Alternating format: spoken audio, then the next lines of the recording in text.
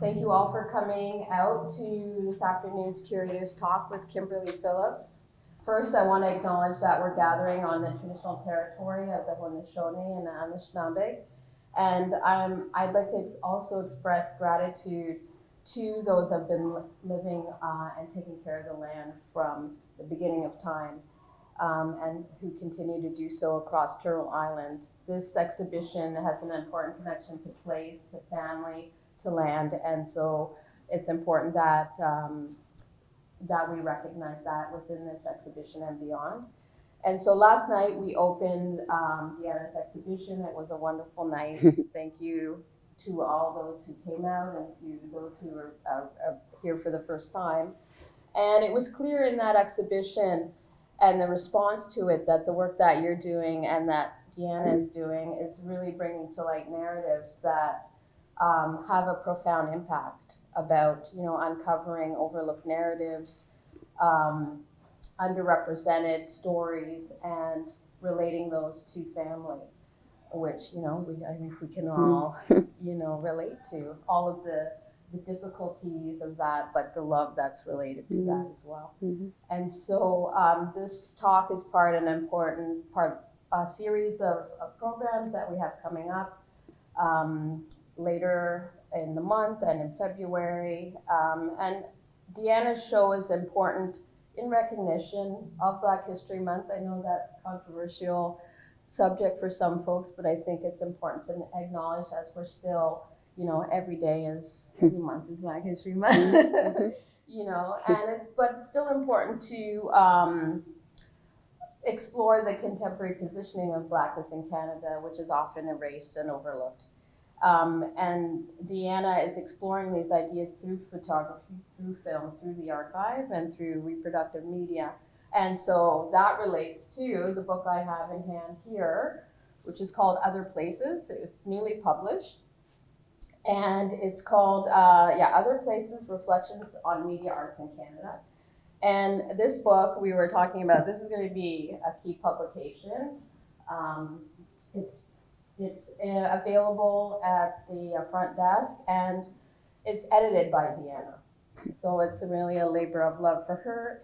It brings together and documents media art by First People, racialized, differently abled, and LGBTQ plus makers and administrators. So it's a wonderful publication. So I would get a copy. We don't have that many left, so I just wanted to let you know about that. And then I'm going to embarrass Kimberly by reading her bio, which is, really talks about your wonderful practice. And so Kimberly is curator at the Contemporary Art Gallery in Vancouver, where she oversees exhibitions, publications, and residencies. Her curatorial practice maintains a particular interest in the spectral and the resistant, which I found fascinating, as well as the conditions under which artists, especially women identifying artists, work. She holds a PhD in art history from UBC and was an Izaak Walton Killam Doctoral Fellow. From 2013 to 2017, she was the Director Curator of Access in Vancouver, an artist-run center committed to emergent and experimental practices. She's authored and edited numerous publications, including first monographs by Jeneen Frei Njootli and Althea Thauberger. She also has an active teaching practice and instructs courses in contemporary art and curatorial practice at UBC and at the Emily Carr University of Art and Design, where she was awarded the Ian Wallace Award for Excellence in Teaching in 2015. Thank you again, Kimberly, so much for your work and for being here to talk about the exhibition. Thank you. Won't you join me in all welcoming Kimberly? Thank you. Thank you, Pamela. Hi, everyone. Do we want to, I feel like you're all very widely, I can't see all of you. It's really a delight to be here. Deanna and I have just been feeling so fortunate. This exhibition actually began in Vancouver at the Contemporary Art Gallery where I work, and now we're very fortunate to have support from the Canada Council, and we're bringing this show to a number of different venues, and to have been able to begin the tour at McMaster Museum of Art with this team has been really just tremendous. So I'm very grateful to all of you here, Carol and Pamela and your whole team, John in the back here. So let me just, I also want to say that it's also a privilege to be able to be invited to work for a time on the territories of the Haudenosaunee and the Mississauga. I'm from unceded territory on the West Coast, so Musqueam, Tsleil-Waututh, and Squamish peoples. So this is something we think about a lot, is the kind of privileges we're afforded by the graciousness of those hosts. So I have to say, I just read about the wampum agreement of the dish with one spoon. It's like actually incredibly moving, and it's kind of a beautiful context to think about this exhibition in, actually, in terms of like land and a kind of context that we're all responsible for caring for now, and that we share in that responsibility. And there's also a kind of generosity with that one spoon that we're all able to kind of feed from. So with that, maybe I'll sort of enter into talking about this work. I'm also going to say that as a curator, I feel my job is really about trying to help bring about a context or a set of conditions for which things can become visible and seen, and work can be done. So I'm not going to speak for Deanna today. I'm going to try and speak nearby her or nearby her work. And she says hello and wishes she could also be here today. She's getting on a plane to go teach at Goddard College in Vermont. Okay, so I also say I'll be really informal. We'll kind of move around a little bit, and you can feel free to jump in and ask questions as they come up for you. Don't hesitate. It doesn't need to be like just an endless monologue on my part. So Deanna Bowen is an artist. She's based here in Toronto. She grew up, though, in Vancouver, which is where a lot of this material, this research, was excavated from. Her work extends across a number of media, as you can already see. And she's really concerned, ultimately, with the conditions of Black experience in Canada and the US. And she investigates that experience, or those experiences. Usually her entry point is by looking into her own family, her own genealogy. And so the material that has been brought together to form this exhibition is the result of about 3 more years of research in Toronto, but also in Vancouver, where she digs into her own matrilineal kind of mother's side of the family to try to bring to light stories and a whole complex community of people, of Black, particularly Black entertainers that were extremely visible in Canada, but have sort of been lost in some ways to history. I've sort of described elsewhere that I think of Deanna's work, these kind of amazing ways that scientists now have of describing dark matter, which is, material that is in the universe, but we don't have a way of measuring it or seeing it directly yet. But actually what scientists now know is that dark matter is responsible for kind of configuring the relationships of all things to each other, if that makes sense. So it's a huge thing. And I think about Deanna's, when she sets her eyes on a terrain, what she's looking at and looking for is that dark matter. It's the stuff that oftentimes we can't see. And it's not because the material's impossible to find or doesn't exist. It's because we, as a majority culture, a settler society with deeply violent histories of discrimination against peoples of color, I think we don't want to see some of this kind of history, right? So that is what she's looking at. So it's really difficult work, I think, that she's doing, and it's very brave work. But also there's a kind of generosity that Deanna enacts, and she's inviting us, I think, to take part in that work and open it up for us to further that work alongside her. You'll see that what Deanna's process looks like is she'll dig into archives, institutional archives, corporate archives, family archives, sometimes stories, family stories and oral histories and things like that. And she'll bring out documents that exist there and sort of just under the below the threshold of visibility. But the process for her is like in that moment of extraction, she thinks about like what kind of material form this material needs to come back into visibility for us in. So there's always a kind of a translation process that happens, and often an enlargement that happens, and I'll call attention to some of that And part of that strategy for her is because she wants the material to be seen. It's about her signaling that she has seen it, it exists and it's been seen, and by bringing it into the public realm, by creating a public in the form of an exhibition, and asking all of this community to also see what has not been visible, we're then taking part in that process, I think. So that being seen is super important.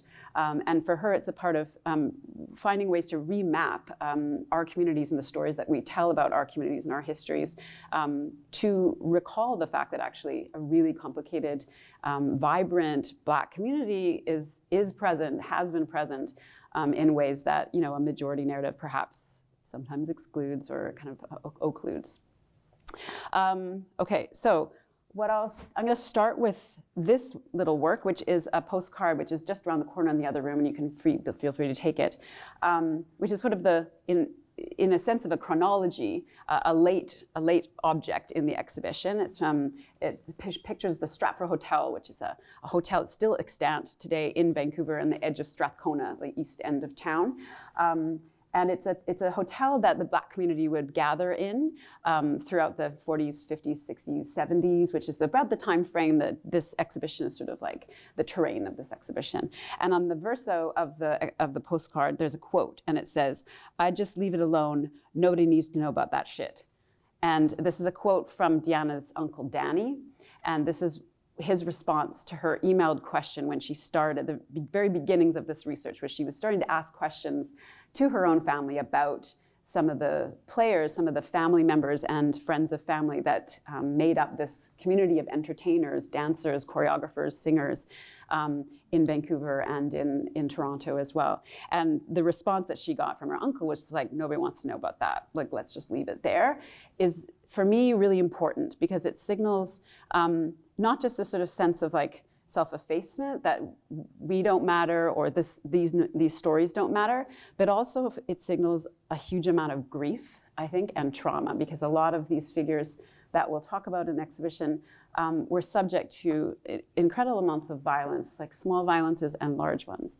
And so this exhibition is at the same time as attempting to kind of bring about and celebrate and make visible a really incredible community. It's also an act of mourning, I think, and a way of trying to manage grief, which is sort of inexpressible, and that there's a lot of things that still actually can't be seen or can't be said, and maybe that's not for us and even for Deanna to articulate as a means of trying to protect those folks as well. So there's a lot of tension, I think, in this show.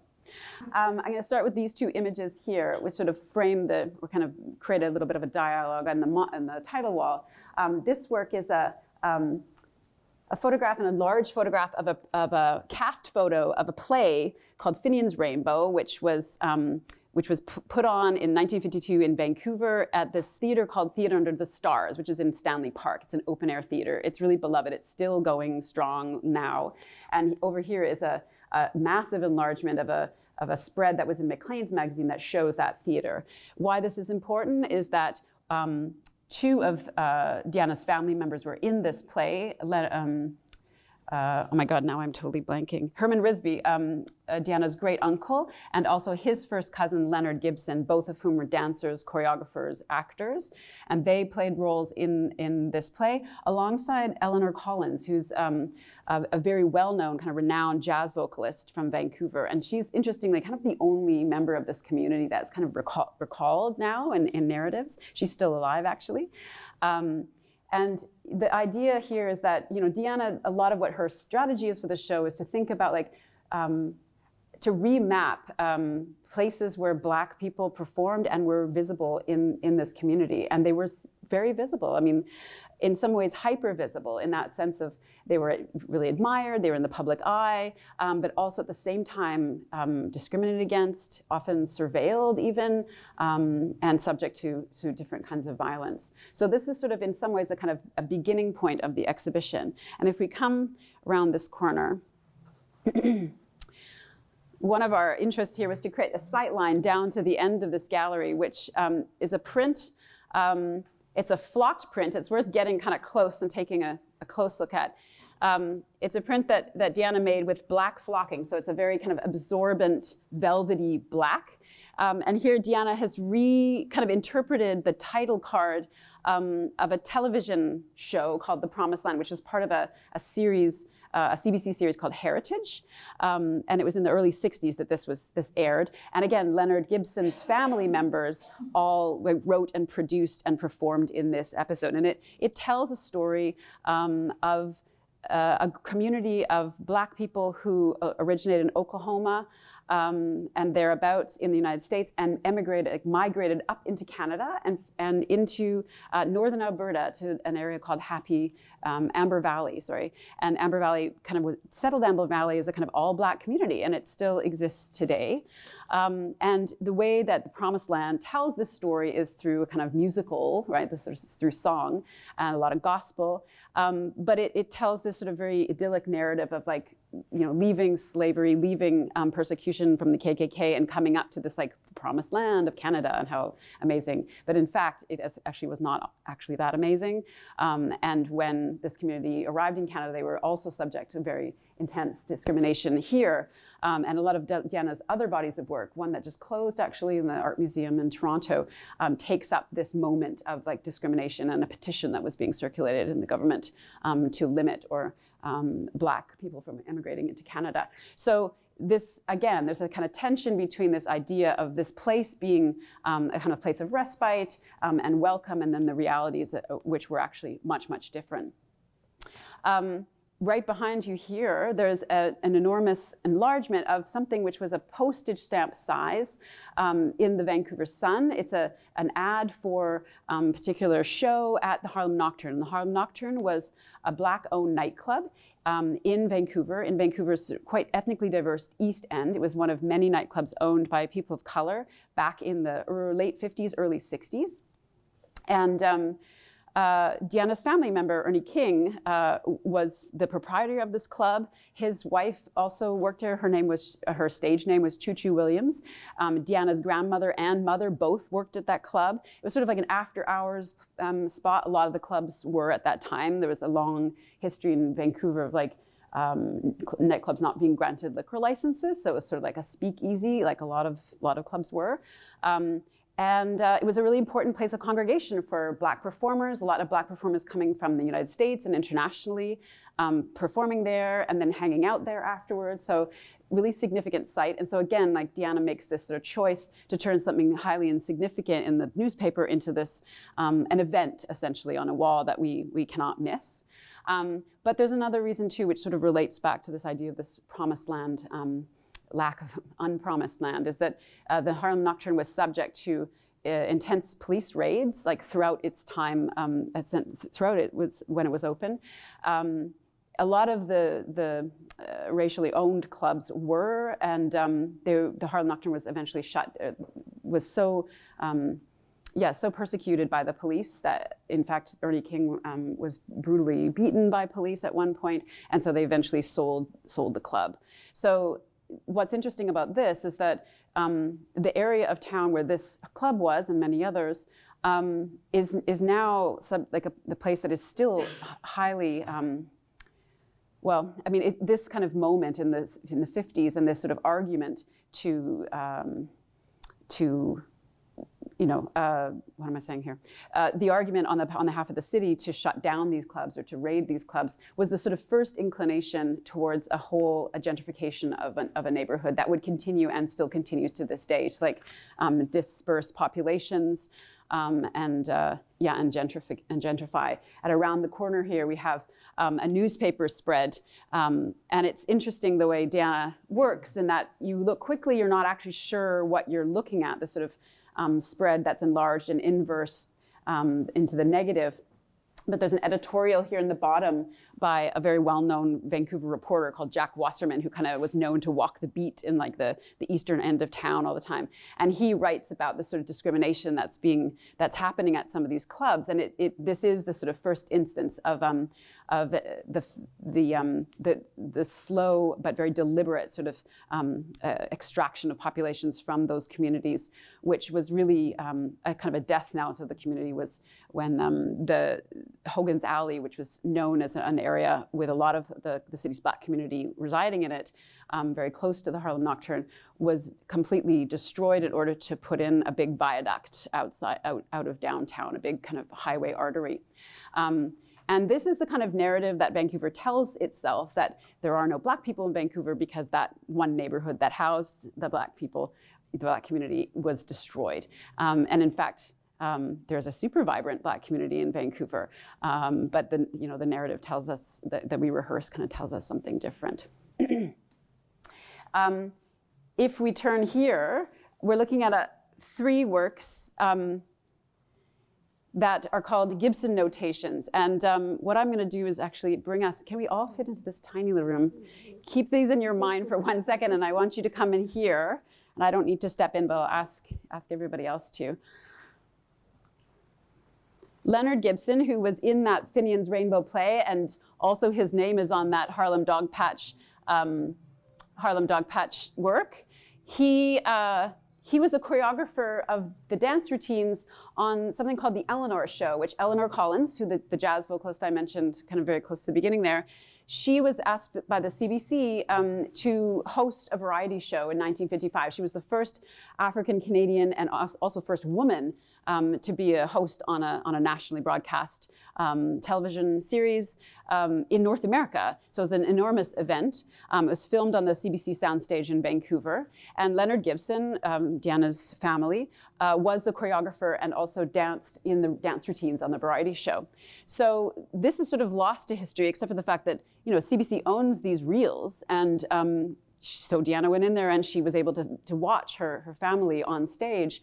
And the dance routines, she was quite interested in trying to pull them out of the archive and have them live in another form. So she invited 2 dancers who live in Vancouver, Justine Chambers and Bin Ho, and they learned those 3 numbers from one of the episodes of the Eleanor Show that Leonard choreographed, and they reinterpreted them and performed them, and Deanna recorded them on 16mm film. And then what she did, what you're looking at, is the fact that Deanna then ran that film through a Steenbeck, an editing deck, which is the same device that she would have viewed the footage first on, right? And then she recorded that act as well. So you notice that there's a lot of the apparatus or the devices that Deanna actually uses to bring the material into legibility or into visibility is very present for us here. So she makes sure that we see what those apparatuses are. And also it signals a little bit of the kind of complexity or cumbersomeness of trying to get at that material sometimes. So I think what's interesting for me, and I've worked with Justine quite a bit, this dancer, Justine's own practice, she's also Black, and she feels very strongly about dance being a way that your body is an archive. And so by learning dances and by performing and by passing that on, it is a way of actually channeling knowledge and ensuring that it lives and it continues and carries forward. So Deanna in collaboration with Justine and Bin is a way of kind of honoring that work of Leonard Gibson and having it live on and move forward in time in a new form. So I think what maybe hopefully you'll see in this exhibition is there's a lot of kind of conflation of time, that we're seeing things kind of from the past kind of pulled out of obscurity and into visibility, but a lot of the conditions that constitute a struggle for being seen are still very much present today, and it makes the work, the need for that work to be really urgent, I think. So if then we kind of move back here to these 3 light boxes, what you're looking at here is a choreographic a transcription into choreographic notation of these 3 dance pieces. So it's another way for Deanna to kind of extract Leonard Gibson's own work, his choreographic work, and deliver it back into the record, into the archive in another form, and making it kind of visible and almost, I mean, it's literally glowing. It's there's a kind of illumination, I think, that's really important for Deanna, to have it registered and kind of present in the world. Yeah. Can I ask a question? Yes, of course. Why did she feel the need to have 2 dancers watch it and interpret it? Or could she not show the original? Yeah. I think, yeah, that's a good question. I think there's a really specific reason for that, which is to show the originals. You don't see many images of the Black community that she's talking about directly. That act of translation does two things. I think it's a kind of mode of protecting in some ways, from kind of exposing the people that already had so much discrimination to further discrimination. Also, there's a really complicated history, I think, that people of color have with photography. Photography as a means of categorizing and cataloging and otherizing kind of folks. But also, I think this active generosity and like bringing in other people to view the material and to think about it, to perform it in their own bodies with their own movements, and having that set of movements logged in their own bodies, which they can then pass forward, is a strategy, I think. So I think that's deliberate. You'll find Deanna often collaborates. She'll bring people into the process. I mean, she does it when she works with curators. Like, it's very much like you become part of the commiseration of how to bring this whole thing into. Does that make sense? Mm-hmm. Yeah. So for those, some of you may be more familiar with me about choreographic notation, but this is a particular kind. It's called Banish notation. So it looks like a musical staff, but the top register where you'd see the treble clef is the top half of the body, and then the bass clef would be the bottom half of the body. And it's actually literally gestures noting how the body moves through time and space. It's a fascinating kind of mode of notation.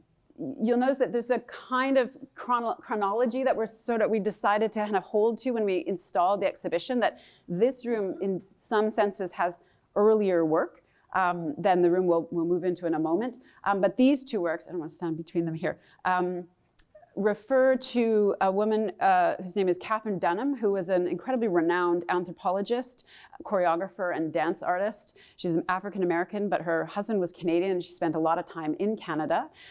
She was very, very well known for her work studying and then passing on Afro-diasporic dance, particularly in Haiti. And she'd do that by working in African communities and learning dances and then sharing them with others. She had her own dance company in New York. Why it's part of this exhibition is that Katherine Dunham came through Vancouver a number of times and performed with her dance company there. And once in 1947, when she did this, one of her dancers fell ill, and so Leonard Gibson was asked to step in. And so she was so impressed with him, she invited him to come study with her in New York afterwards. But what's interesting, and again, there's this way that Deanna has of sort of finding these moments in the archive that expose a kind of history of racism and hate at the same time as it indicates a kind of presence of a body in a community. So what you're looking at with this sculpture is another kind of deeply uncomfortable enlargement of a kind of very small tchotchke sculpture sculpted by, an amateur, some amateur kind of hobby sculptor, which was entered into the Pacific National Exhibition sort of hobby exhibition.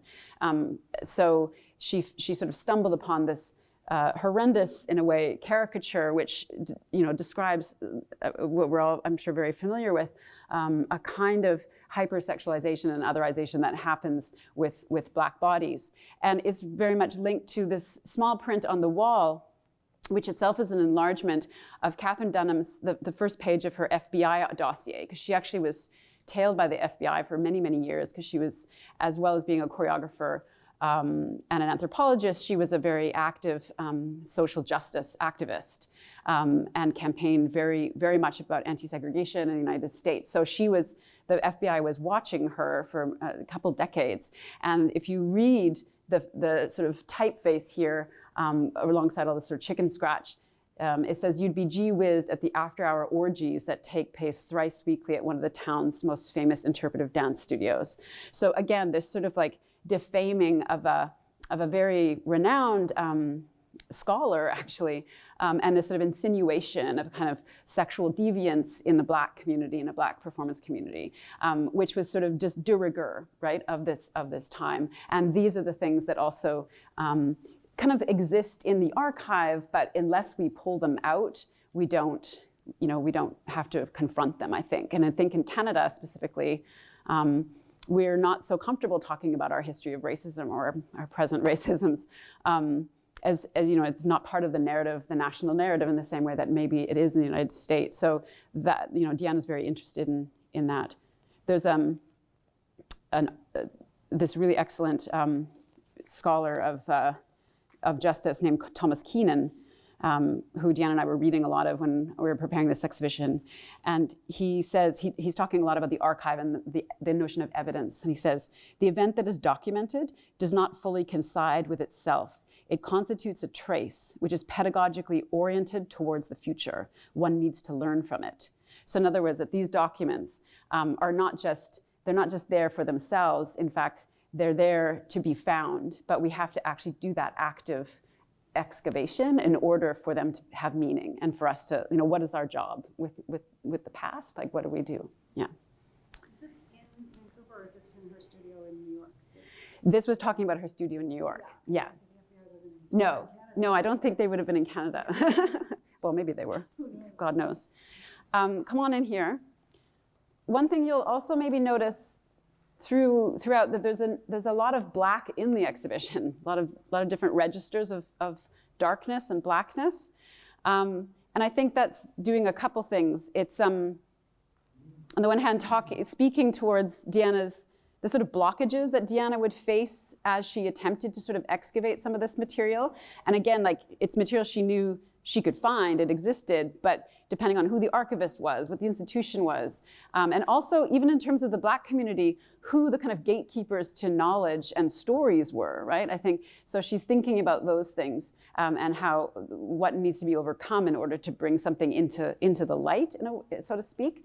But also at the same time, we talked a bit about how a lot of this Black registers of Blackness is also about protection as well, and trying to keep some of the community from being overexposed as they were when they were alive. And it's also about grief in a way as well, and I'll return to that in a second. These suite of works over here on this side kind of continue the thread that was sort of started with the Harlem Dog Patch work and the Jack Wasserman editorial around discrimination of the clubs in the 50s and 60s. And by the late 1970s in Vancouver, it was not, the Black club owners had been sort of run out of business, but now Black patrons to nightclubs and discos were being hugely discriminated against at the door. So what we're looking at is a suite of 3 kind of artifacts from that moment, a set of CBC news footage interviewing, that's the owner of the Penthouse Club, which is a white-owned nightclub downtown, a strip club, about whether or not they're discriminating against Black patrons at the door of the club. And then another editorial newspaper that's blown up. And then over here under this overhead projector, there's another one of those devices that Deanna's using, to kind of preserve the mode in which something becomes visible. The Black community had organized and created an organization called the Black Solidarity Association in order to bring this issue to light in front of the Civic Council. And this is one page of the proceedings, of minutes of a meeting, and shows which members of the Black community were present to kind of state their case and their argument to the city about this discrimination. And Deanna's own mom was at that meeting as well, something which apparently she hadn't remembered until Deanna showed her the document.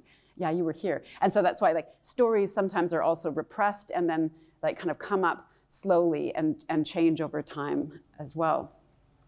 I feel like this room in some ways becomes more and more personal for Deanna and close to Deanna's own world, because what we're looking at over here, there's 2 works which pertain very much to Deanna's own upbringing. This is a plotter print of a neighborhood plan of an area in the east side of Vancouver. And then right in the center is a housing project called Culloden Court, or low-income housing, where Deanna and her mom lived periodically from like the mid-70s to the mid-1980s.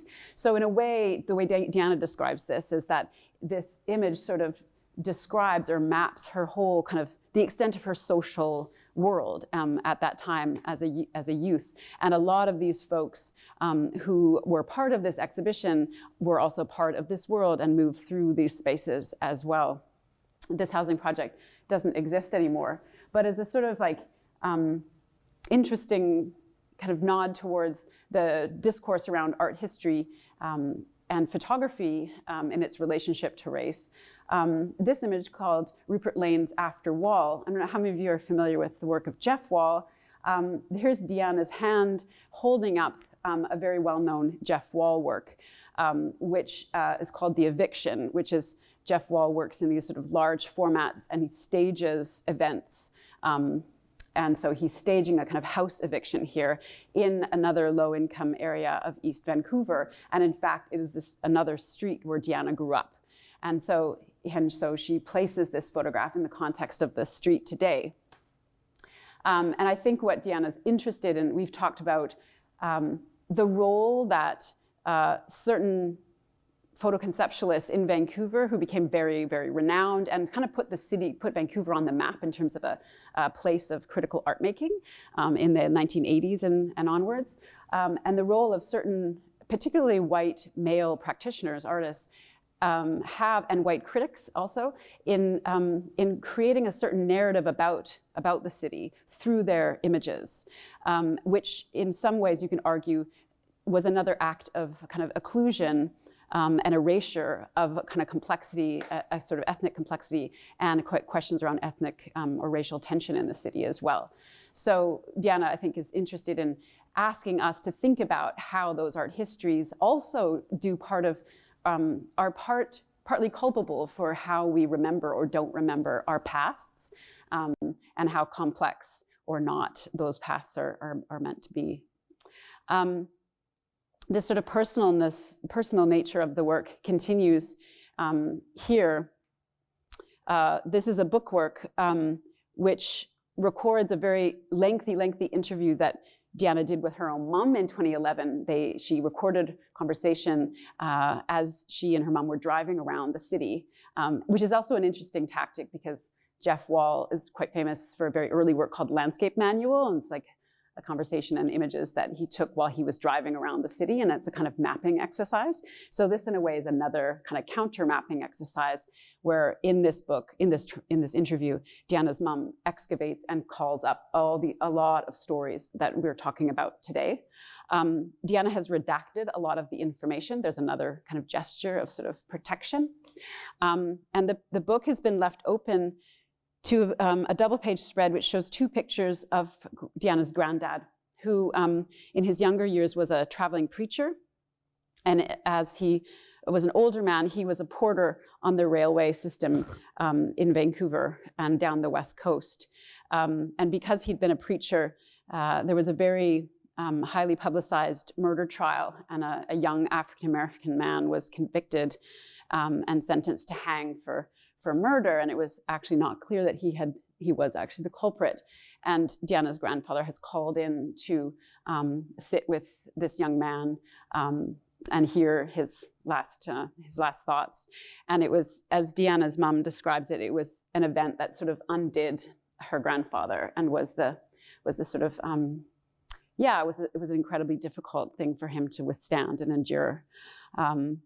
And continuing around kind of questions of grief, this work here is actually a self-portrait.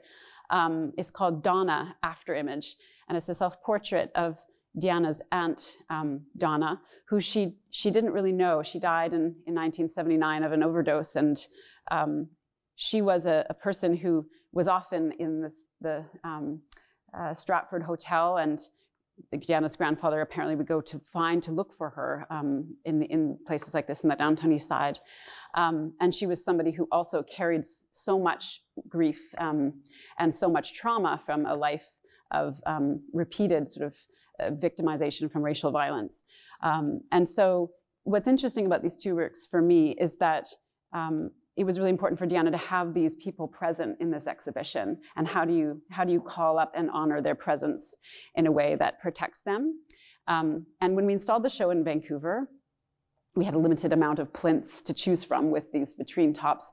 And the only vitrine top we had was a really tall one like this, which isn't generally the way you'd show a bookwork. You'd show it under like a very kind of narrow vitrine. So we tried to make do with this, and as soon as we put the vitrine on the plinth, it was obvious to Deanna that was absolutely the way she wanted to show the work forever, because she's like, suddenly my grandfather is here, like there's enough space for him to be present. So there is a kind of very palpable presence of these two figures who otherwise, again, are not really recalled, but who also house so much memory and knowledge of their own community. And so they're very much present as well.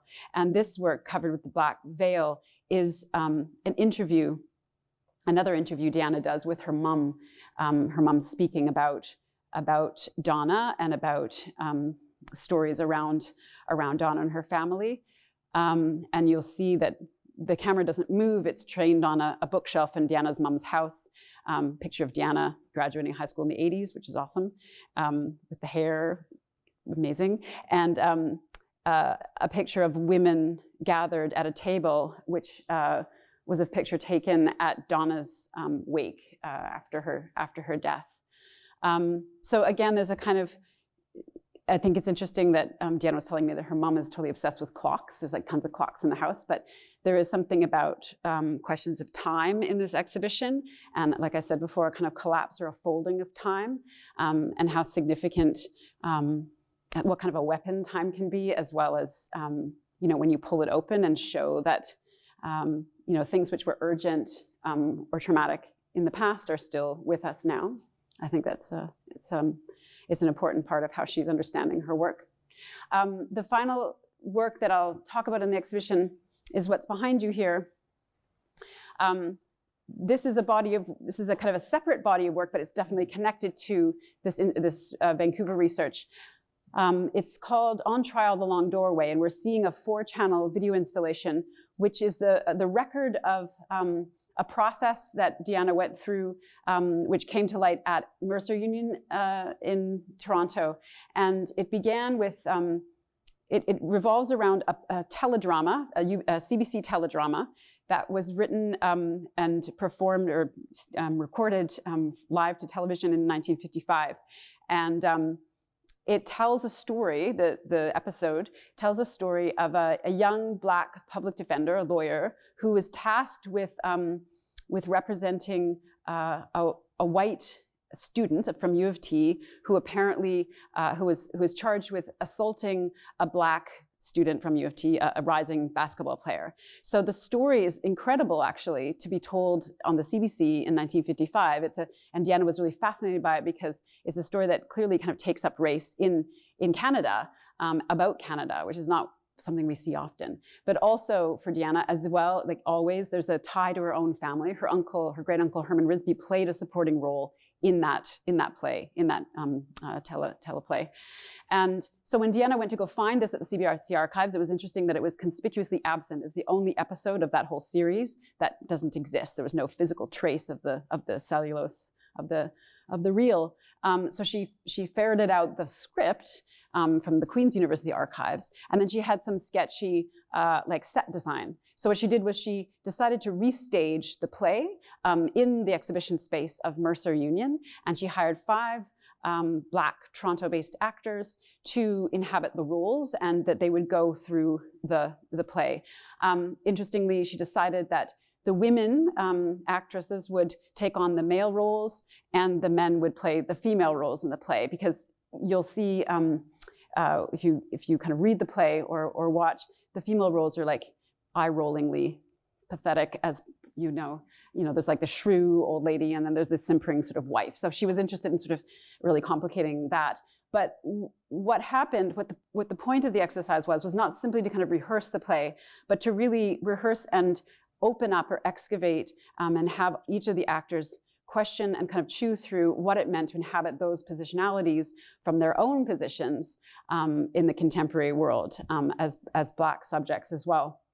And so when you watch this 4-channel, you're seeing multiple cameras recording conversations, not just the rehearsals of the play itself, but all of the deliberations and in some cases almost arguments between Deanna and all the actors. And this was also open to the public, so every once in a while you'll see somebody else kind of implicated in the shot as well.